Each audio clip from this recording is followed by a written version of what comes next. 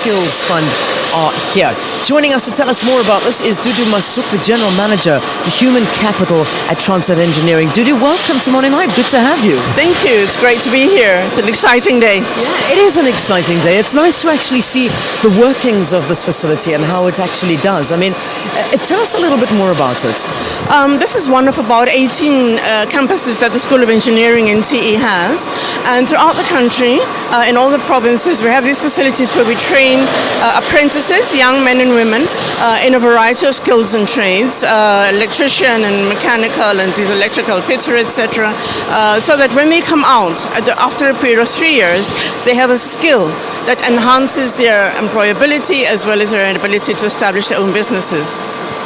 Give us an idea of the kind of the daily activities that take place at this training facility. Okay. Depending on where they come in, the new recruits would take about 2 to 3 months with a lot of induction and information about how the whole plant works, for example. But then they would come in when they are now in their streams. They would come in on a daily basis and be taught here in small groups about particular machines or particular processes, either on the maintenance side or on the building side. And here we're looking specifically at rolling stock, locomotives, wagons, and coaches. And they would learn about different aspects of that. And I think later you'll see the finished product of how this training actually helps to do that. It's amazing. Just go into a little bit more detail as to the exact type of training that is done here. Okay, there's a number of skills, there's quite a long list of skills that we do as SOE. But in relation to this particular launch, for these 1,000 students, we looked at trades that could be transported from the rail industry to any other industry. And so we have electricians, for example, who would come in here and do the whole electrical training. We have welders who would come here and get trained in welding. We have millwrights, which is a mixture of mechanical and electrical. And so on a daily basis, they would come here, and I think as you walk through, you will see some of the activities that the learners are undergoing. So they would get trained here, but it's really having a very large part of it as well is done on the job training.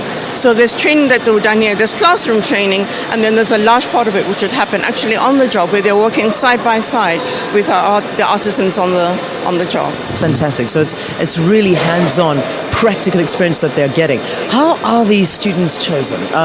What are the criteria to get in? Okay. You've got to want to do this, it's got to be in you. And I think a lot of students don't even know what it entails. So the very first step then would be, we need to tell you, so we go around and expose and all that and say, this is what it is to be an artisan of this kind or the other kind, this is what we work on. We advertise very, very widely. We advertise broadly in newspapers. We go to schools and say, please come in. And then once we've got those applicants, and in some areas for 200 places we could get up to 10,000. Once we have those applicants, then we've got to look at, for example, their trainability. We look at they're going to need a math and science matric. And then we also look at their ability to survive in this kind of environment. So there's some testing. They've got to be medically fit, for example. So there's medical assessment, which is also very important.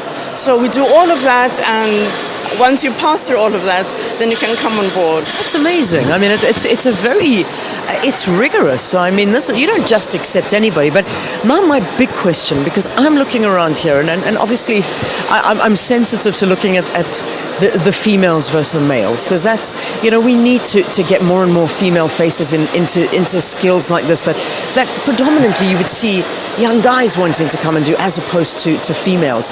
Do you have criteria there as well? There is a problem there, and particularly because we're looking at these to feed into our employee base, our workforce in the end when they finish their training, and we'll never get to the targets that we set ourselves if we don't start here and get enough females on board. Currently, we are not doing as well as we would like to. With all the open advert, etc., we don't get the number of females applying, for example, to begin with. Or I think also the issue of the maths and science at matric is maybe a challenge, But we really do go out to try and make sure that we do set ourselves high targets and aim as far as possible to reach them, both for women and for people with disabilities. Right. Thank you for talking to us. Thanks for hosting us. I mean, I know that this is just the beginning, so we're going to be able to chat to a couple of the artisans and speak to them, and I'm going to take a walk just now as well and see how things are going. Dudu Masoek, the General Manager for Human Capital at Transnet Engineering, thanks for being our guest. Thanks, Leanne. Thank you very much. All right, so